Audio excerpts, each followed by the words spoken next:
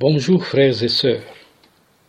Ce message est intitulé « Pourquoi les Juifs ne croient pas que Jésus-Christ est le Messie ?» Le message sera divisé en deux parties. Dans la première partie, nous allons voir les raisons du rejet du Messie par les Juifs. Et dans la deuxième partie, nous allons essayer d'apporter la lumière selon les Écritures. Alors, Jésus-Christ est venu dans le monde pour résoudre le problème du péché, comme dit la Bible. Quand nous lisons dans Romains chapitre 3, au verset 23, il est écrit « Tous ont péché et sont privés de la gloire de Dieu ». Cependant, les chefs religieux de l'époque l'ont accusé à tort. Et aujourd'hui encore, les Juifs de tout le temps ne l'ont jamais reçu comme le Messie promis par les prophéties bibliques. Alors, quelles sont les raisons de ce rejet? Il y a d'abord l'idée du Messie juif est différente de Jésus chrétien, car les Juifs pensent que Jésus ne correspond pas aux prophéties messianiques énoncées dans l'Ancien Testament, qui établissent les critères pour la venue du Messie. Les textes autorisés du judaïsme, ça veut dire la Torah, rejettent Jésus en tant que Dieu, être divin, intermédiaire entre les hommes et Dieu. La croyance que Jésus est Dieu, ou une partie de la Trinité, le Messie ou un prophète de Dieu, est incompatible avec les principes traditionnels juifs. D'abord, il y a l'indivisibilité de Dieu. Dans le judaïsme, l'idée de Dieu comme dualité ou une trinité est hérétique, en opposition avec le monothéisme et donc assimilée à du polythéisme. La Torah exclut un Dieu trinitaire, dans Deutéronome chapitre 6 au verset 4. Écoute Israël, l'Éternel ton Dieu est le seul éternel. Le judaïsme croit que Dieu, en tant que créateur du temps, de la matière, est intemporel, ça veut dire échappe au temps, ne peut naître ou mourir ou avoir un fils.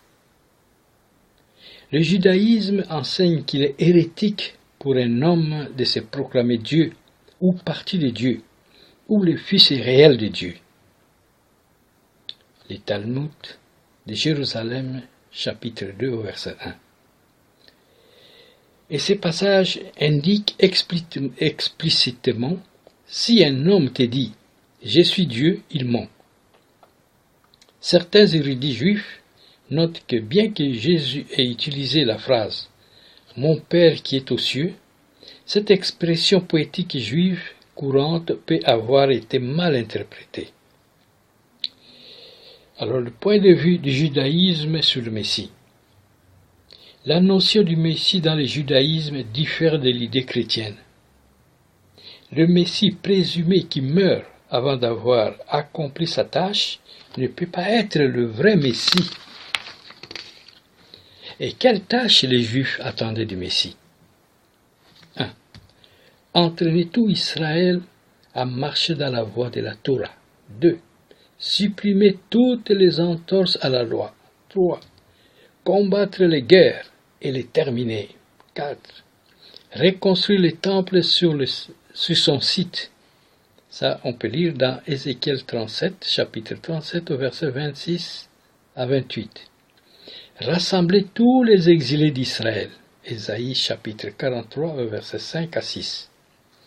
Comme Jésus n'a pas réussi dans tout cela et a été tué, il n'est pas définitivement pas le Messie promis dans la Torah. Selon Ésaïe, le Messie sera un descendant du roi David, en passant par les rois Salomon et non conçu du Saint-Esprit, comme dit la Bible. Il est supposé ramener tous les Juifs en Terre Sainte, reconstruire les temples, régner comme roi et apporter une ère de paix et de compréhension où la connaissance de Dieu remplira le monde, conduisant les nations à reconnaître les torts qu'elles ont faits à Israël.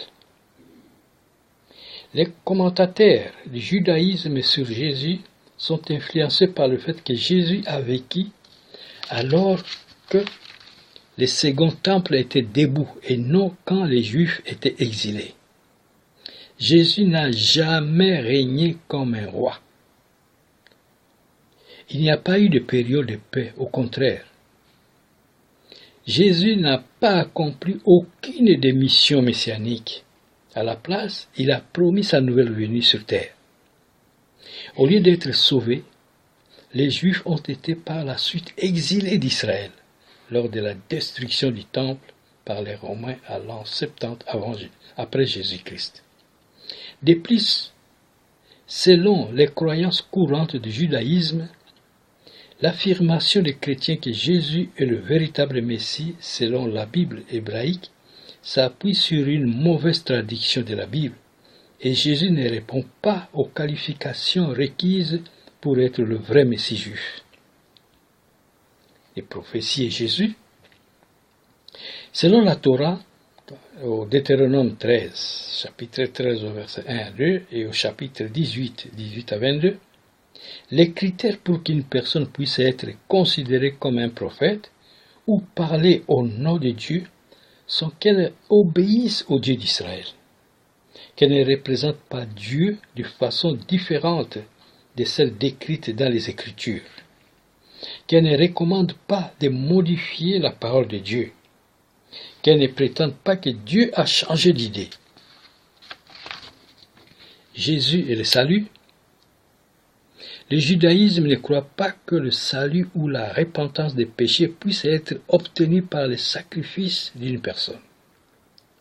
En conséquence, les implications de la conception chrétienne du Jésus divergent de façon importante du point de vue juif, selon laquelle Jésus est le seul chemin pour aller à Dieu. Alors, on va voir maintenant, selon les dires de certains rabbins juifs, le Messie, quand il viendra, ne fera pas de publicité sur lui-même. Selon Malachie au chapitre 4, le prophète Élie doit précéder la venue du Messie. Or, Jean-Baptiste avait nié qu'il n'était pas Élie, quand les chefs religieux lui ont posé la question. Ça, on peut voir dans Jean chapitre 1 à partir du verset 21. Le Messie sera roi d'Israël, le descendant de David. Il reconstruira le troisième temple de Jérusalem. Le Messie ramènera tous les exilés en Israël, donc les exilés du monde entier. Il fera la guerre pour retrouver les Juifs éparpillés dans le monde. Il ramènera la vraie justice en Israël. Le Messie sera un homme extrêmement instruit à la connaissance de la Torah. Il sera pieux comme le roi David. Et aussi tous les enfants d'Israël deviendront pieux.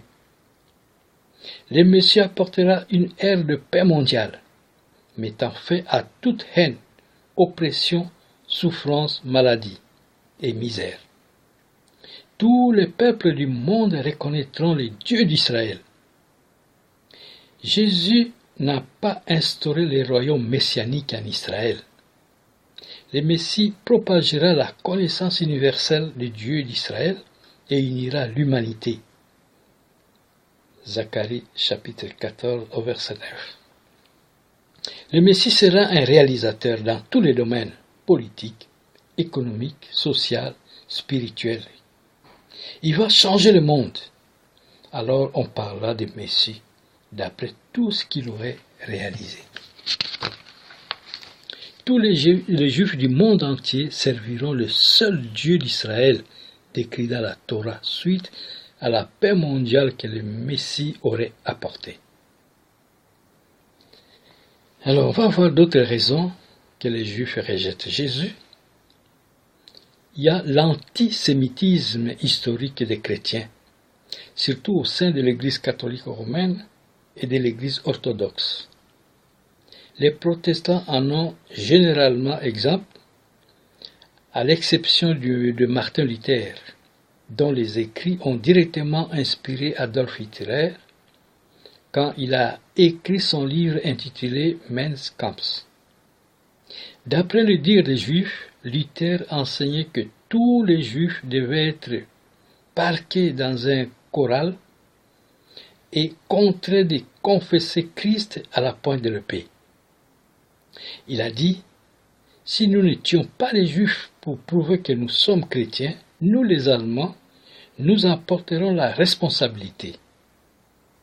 Deuxième raison du rejet du Messie, de Jésus comme Messie, c'est qu'il constate que Jésus n'a pas conduit le monde dans la paix. Il n'a pas vaincu les ennemis d'Israël. Il n'a pas instauré le royaume messianique en Israël. Il n'a pas apporté la justice aux nations, ni la prospérité et la sécurité au monde.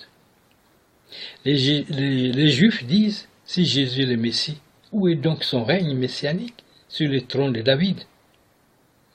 Voilà les causes du rejet du Messie par les Juifs. Et la deuxième partie, nous allons essayer de donner quelques lumières selon les Écritures. Que Dieu vous bénisse. Amen.